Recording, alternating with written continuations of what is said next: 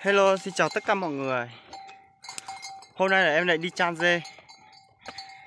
Hiện tại dê cũng đã đến nơi rồi. Hôm nay trời khá là nóng ạ các bạn. Đây. Tôi vào chính là bác cử. Đây các bạn nha. Ở đây là bây giờ thì dê chắc là phải cho nó lên chơi đỉnh núi kia, có gáo cây kia thì nó được. Đấy. Như thôi chính đây bé.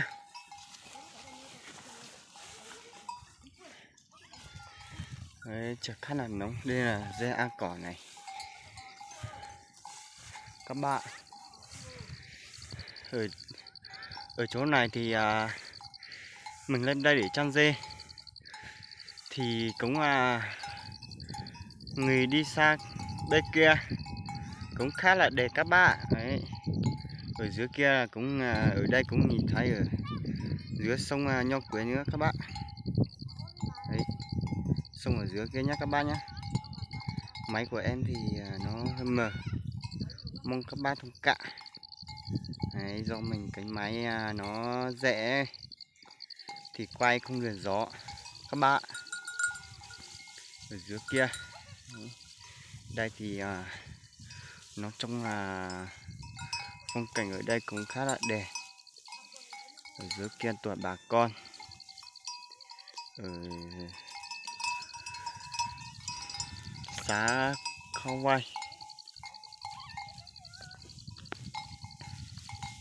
Đây dưới kia cũng có hai hộ anh em sống ở dưới kia nữa các bạn. Đấy, ở đây thì không có dân sống ở đây đâu, chỉ có hai anh em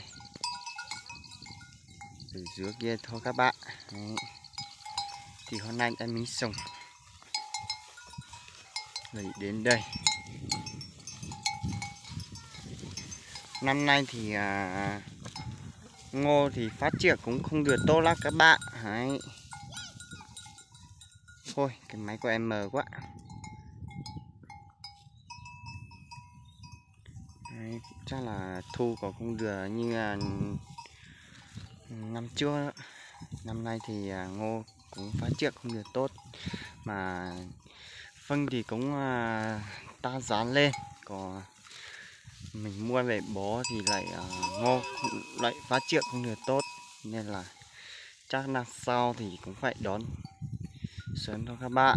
Đấy, không đủ ăn quanh năm nên là mình phải bỏ tiền ra mua về.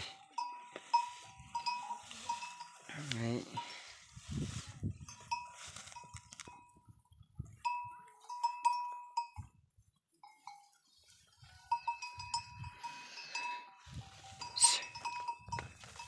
Về.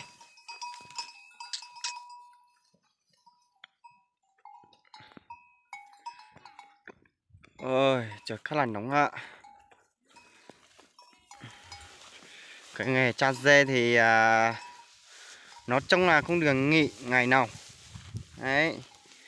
Trời mưa, trời nắng cũng phải đi, ngày nào cũng đi nhá các bác nhé. Đấy, cái nghề của em chăn dê thì suốt ngày thì khoảng 11 giờ đấy thì mình phải thả dê đi rồi, thì nên là khá là vất vả các bạn. Đấy.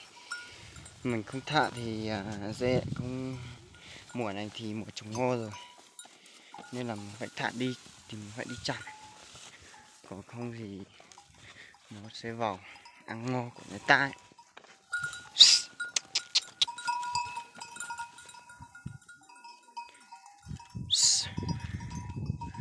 Bây giờ thì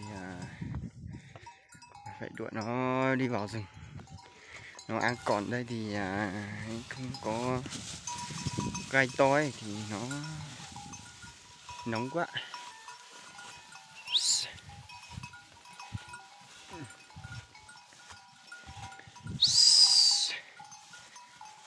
Đấy. Thả cho tôi thấy chỉ về rồi.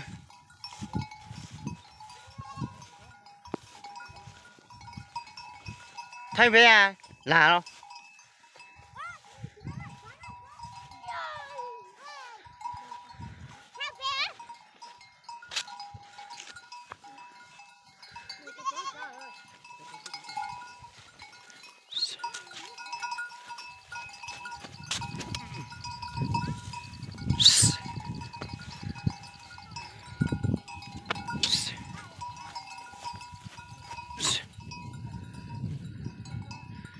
Đây, hôm nay em chỉ có quay đến đây thôi.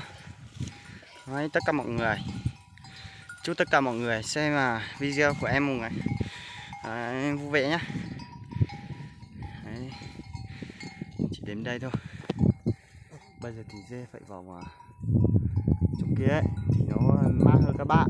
Ở đây thì nóng quá, thì em phải đuổi nó vào trong kia. Còn ở trên kia thì nó có những gấu cây to ấy, thì nó sẽ che được ánh nắng thì nó có mát. Còn ở đây thì không có gấu cây nào thì thời tiết khá là nóng các bạn, nên là em phải cho nó đi lên trên. Đấy, em xin chào tất cả mọi người. Đấy, hôm nay thì em chỉ quay đến đây thôi. Đấy, bây giờ thì dê đã vào rừng hết rồi các bạn.